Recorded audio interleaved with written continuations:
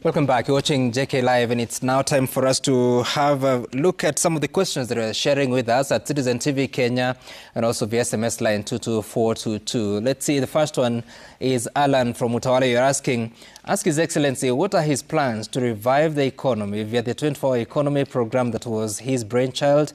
I think you've already touched on that question. You can look at the next one.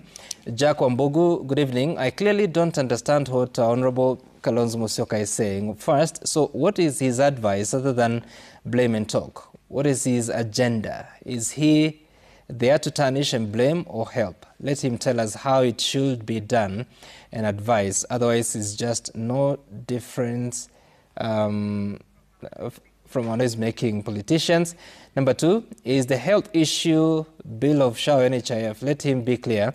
Let him tell the solution. Why mix issues? Is it not clear the university issue is from the past? I think he's talking about clarity of what you're saying would be the agenda. Well, I think, do I need to respond now? Yes, okay. Go ahead. Well, I first of all want to thank Alan about reminding us about our vision of 24-hour economy. We've had occasion to address that. Right. With regard to Jack Wambugu, I quite frankly want to ask him to remain a little patient because we will be coming up with clarity. We are not the complaining type. We have been in this, we have been in government, we have seen the mistakes of the past, we have seen the overwhelming mistakes of the present, and somebody has to do something. When we say, for example, we must stop abductions, that is not complaining. When we say the justice, for example, because that's, I've said you cannot, Wambugu talk of development without justice. That's so fundamental. You talk about university issues of the past, and I want to tell you, no. More universities started collapsing just recently. This whole thing about help, when I was Minister for Education, it was me who actually appointed the first executive director of Higher Education Loans Board, the present governor of Baringo.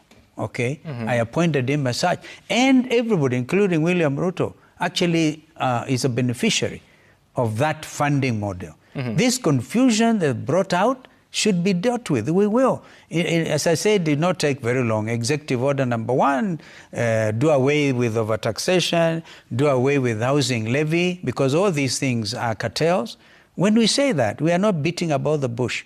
Yeah? But of course, the whole thing must be premixed on the need to make this administration one term.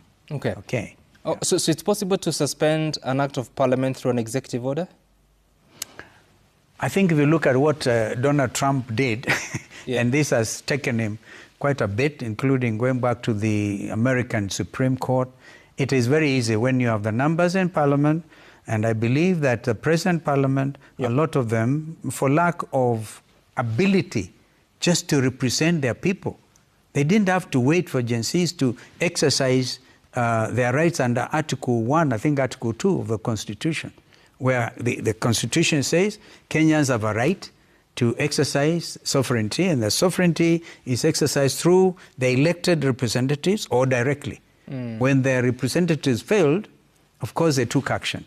I hope the next Parliament, is this the 13th edition? Yes. The 14th edition will comprise leaders who would want to really, because a lot of that would depend on the leader. On the leader. And we're making it very clear that these acts of parliament that were hurriedly passed, do you remember, for example, as we speak, our army is still in the streets, literally, because they hurriedly passed that legislation, okay? There are some of the things of that motion. We'll have to do with a lot of these things. We amend them, some others, you know, just delete, not delete, repeal. That's the word. All right, let's take a look at another question. Jula, is it? Kalonzo Musyoka has sat in a room with every Kenyan president since Moi. He has served all of them and betrayed most of them. What version of Kalonzo are we getting tonight? Loyal soldier or man on a solo mission? Listen, not a solo mission. Obviously, that must be, I respect his view. I have never betrayed anybody. I want an example of whether I betrayed Mzee Kenyatta. I wasn't there. Okay, I didn't betray Moi. I was his foreign minister, and we sorted out a lot of things. That time, in fact, with Mudavadi in the treasury, we did quite a lot. This country was almost a pariah nation. We got it back on course. I served under Kibaki. Kibaki had a very, very smooth 5 years with his vice president, yours truly. I therefore don't understand that question. However, he's entitled to his negative opinion. Okay. Another question. Ole Carrington, ask Kalonzo Musyoka if it's true that he is engaged in covert negotiations with Kenya Kwanza regime to run as deputy president come 2027 in case ODM party bolts out of the current cooperation with President Ruto's UDA party. Again, high speculation. I've made it very clear. Never. There's no such thing, and it will not happen. It will be William Ruto versus Kalonzo Musyoka, God willing. As our Muslim brothers say, inshallah. Okay. Kimora Lani, tell us tonight, if Ruto offered you a proper role in government, would you take it? Be honest. No riddles, no parables. Because right now, you speak like a man waiting for a phone call. Oh, my goodness. No. No way. Not Kalonzo Musyoka, no. No, I will not take any job. Have we not seen in the social media?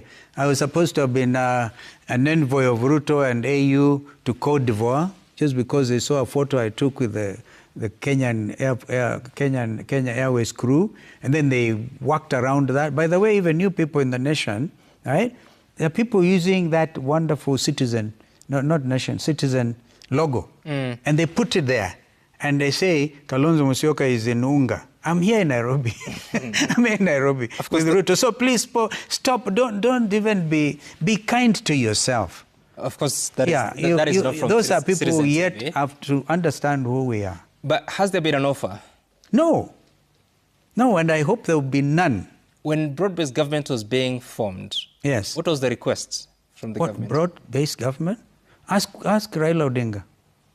I know Raila wanted, if I had time, and I had a podcast discussion about that, how Raila was actually bulldozed into endorsing the so-called 4 experts because they went ahead of him, okay? So Raila had to follow suit. And I think that it's a right, it's their own choice. I choose to be with the Kenyan people. I'll never betray. Nobody spoke to you about that. I'll never betray the Kenyans. For me, nobody has members of Wiper to join government. Let me tell you before I answer that question. Yeah. The issue is either we are with the oppressor or with the Kenyan people. Okay. I choose to start with the Kenyan people. Never to stand with the oppressor. And we know what you're talking about. So when the president announced that he was consulting with political parties... He consulted ODM only, I think. And they still continue the consultation. I wish our friends in ODM happy 20th anniversary. By the way, Wiper is older than ODM by almost a year. Yeah. So I've been around. So there was no call to you, all the Wiper Democratic movement at that time in joining government? No. Okay. All this is high speculation. High speculation. Yeah. Dan Kisuya, if indeed the opposition is united, why can't DCP withdraw its candidates in Malava in support of DAPK? That one is happening, I believe. Yeah?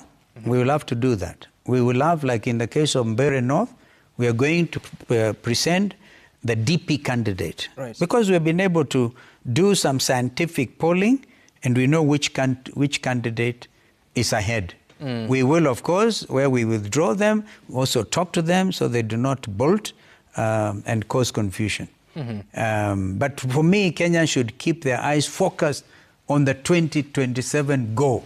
So, Malava, you're saying there'll be a discussion between DCP I'm quite sure. If we find, I think the DAPK candidate, as we speak, is having an upper hand